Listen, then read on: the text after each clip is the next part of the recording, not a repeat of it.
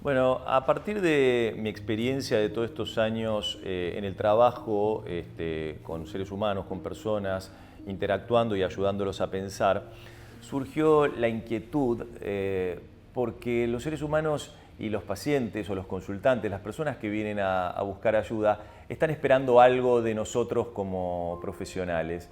Allí surge toda esta idea de qué es importante y qué no es importante a la hora de ofrecer. Yo siempre le digo lo mismo a mis alumnos, hay que dejar de lado todo el conocimiento y poner el corazón, poner el alma ahí de ser humano a ser humano para que podamos intercambiar experiencias de vida. El concierto de emociones es una idea que surge justamente con Estefanía Scófalo, una bella y gran persona, cantante, profesora de yoga, donde nos hemos encontrado casualmente en la vida y nos hemos dado cuenta que por medio de diferentes técnicas abordábamos las mismas temáticas, ¿sí?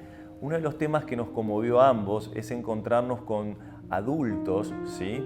¿Sí? Seres adultos, seres humanos ya en su etapa madura, ¿sí? Pero que dentro de esos adultos había encerrado niños que nunca habían llorado, es decir, que no habían conectado nunca con su emocionalidad.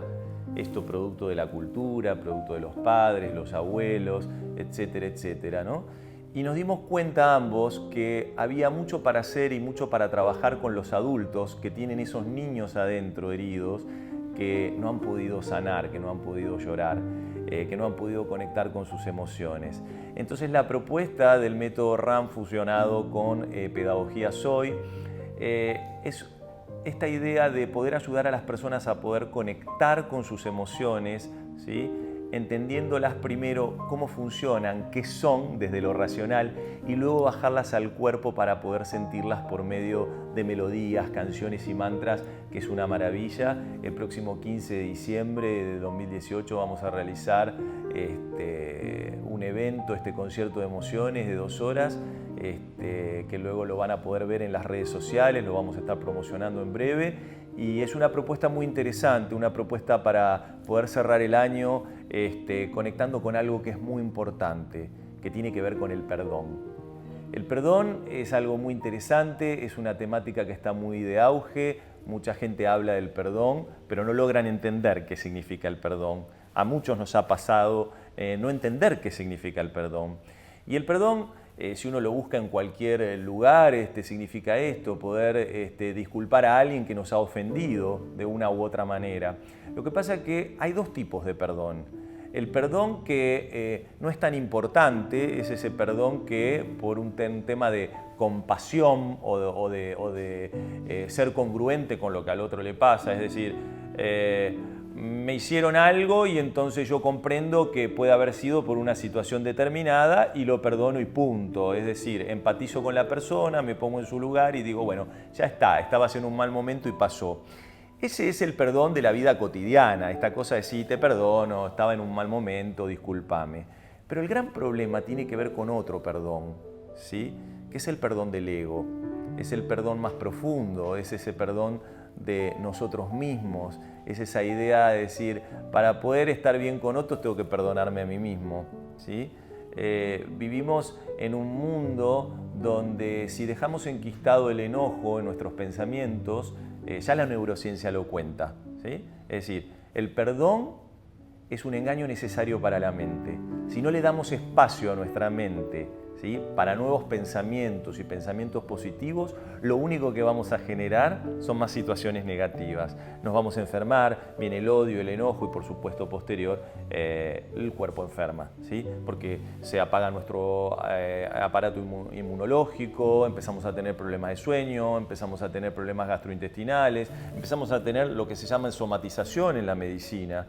Y esto lo vemos sintomatológicamente las personas que nos dedicamos a ayudar a pensar. Entonces, el perdón no es ni más ni menos que un engaño necesario para la mente. Y con esto les voy a contar una anécdota muy chiquitita. Einstein, gran físico, matemático, de las mentes más brillantes, nos ha contado y nos ha dejado enseñado esta idea de, él decía, el problema de los seres humanos, o uno de los grandes problemas que tienen los seres humanos, es la tiranía de la razón. ¿Qué quiere decir eso? La razón ocupa un lugar en el mundo y en la civilización humana, ¿sí? La hiperintelectualización de todo, la racionalización de todo, que es muy importante, sí, racionar, pensar, esto es lo que ha llevado al hombre a la luna, pero nos hemos olvidado de algo esencial que tiene que ver con nuestra mente emocional, con nuestra mente intuitiva, volviendo a lo mismo, volviendo a las emociones, ¿sí?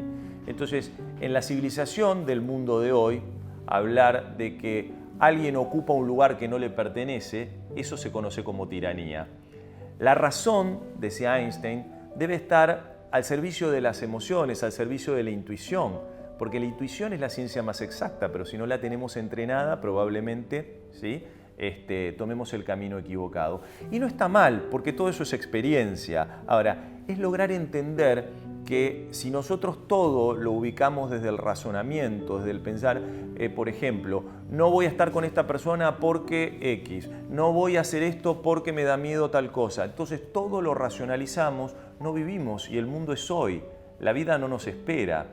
Nietzsche decía, si vos encontrás un porqué, vas a encontrar el cómo. O mejor dicho, si tenés un porqué, vas a encontrar el cómo. Vas a encontrar el sentido de hacia dónde dirigir tu vida para ser más feliz. Si no tenés un porqué, es muy difícil que encuentres el cómo. Entonces, para esto, la importancia de poder perdonarse y perdonarte es porque si no le damos espacio a nuestra cabeza, hoy la neurociencia dice la neuroplasticidad adaptativa, es armar nuevas rutas de acceso, ¿sí? Para poder llegar a un lugar, porque todos queremos llegar a ese lugar, que es la felicidad, ¿sí? Pero la felicidad son momentos, son minutos, son instantes. Entonces es muy importante que podamos detenernos en entender cuáles son esos momentos que nos han llevado a esos momentos o a esos instantes de felicidad. Porque esos pequeños momentos son los que hacen el todo. No podemos ser felices todo el tiempo.